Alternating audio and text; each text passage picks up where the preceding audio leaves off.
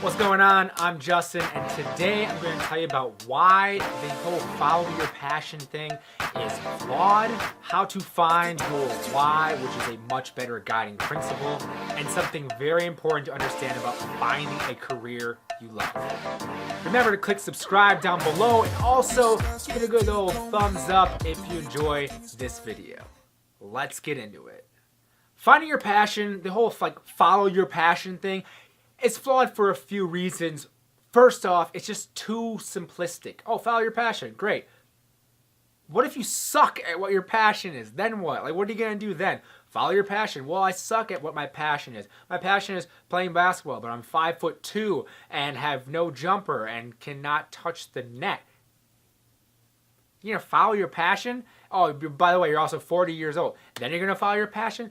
No, it's too simplistic, and it's not realistic to what you may actually be good at and what skills you actually have. It also assumes, saying follow your passion, it also assumes that you know what your passion is, and it also assumes that your passion really can translate to a career.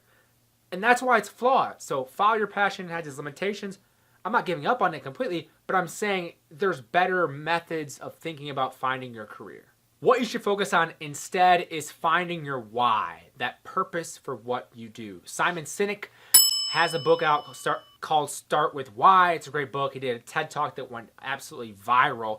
And it's a matter of thinking about what at the core of what you do for work, it's why do you do what you do? That is the core of work for anyone. It starts with why. Why do you do what you do? So in trying to find a career, you really have to dig down deep to figure out what it is I want to do. And this takes time. This takes maybe talking to other people, spending time reflecting, journaling, whatever it may be. But you have to spend the time to actually be able to understand what it is your passion is, but what it is your why actually is. What actually is that reason you get out of bed every day? What is the reason you go to work? What are those things that are going to drive you in your career? You have to actually think about these things. Also, thinking about what is your legacy? What do you want to leave behind? Sometimes I go back and forth on this whole legacy thing because when you're dead, is it going to really matter? You know what I mean? But at the same time, helping people after you is such a great idea. Idea of contributing to society and giving back. People who did that before you helped you now. You can help them later. So I do kind of like the idea of a legacy. So think about your why. What do you want your legacy to actually be? What kind of impact do you want to have on people? Again, going back to this point of how do you find your why in the first place? I mentioned journaling. I mentioned spending time kind of thinking about this. There's no secret sauce here. You have to think about these things. When you read, when you learn more things through podcasts or audiobooks, whatever type of medium you choose, it influences you. And it also helps you figure out what path to go on. And it will bring back and kind of cement in your mind what your why, what your purpose is in life.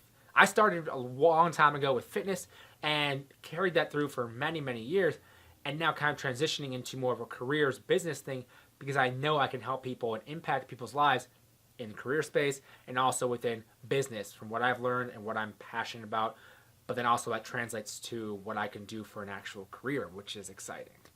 Lastly, it is very important to understand that what you're interested in now, today, at this very moment, will undoubtedly change. Just think about this for a second. When you're 5, 6, 7 years old, what you're passionate about and cared about then, for me, maybe playing football in the backyard, playing Madden, playing whatever it was. I don't remember exactly for me, but I change, and everyone changes. I don't like the same things then that I do now. And even a few years ago, how your mindset shifts. I was doing personal training one-on-one for a while. I knew I didn't want to stay in personal training forever. I could never have as big of an effect I wanted to have on people from a one-on-one personal training perspective.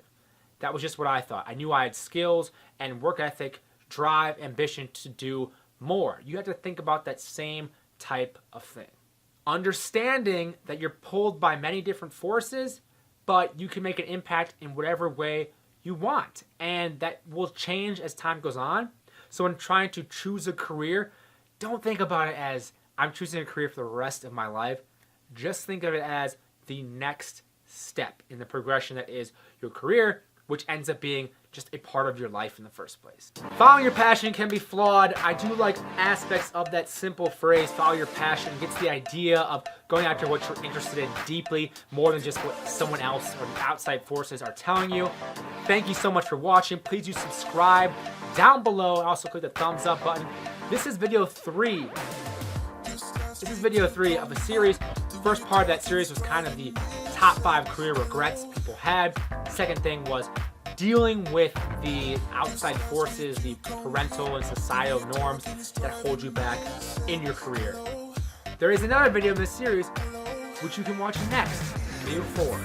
This video is on discovering your skills and your career values, which will end up being very, very important as you move forward trying to find a career. Links below to Just Go Grind, where I have more information on careers and business. Check it out. Thanks again for watching.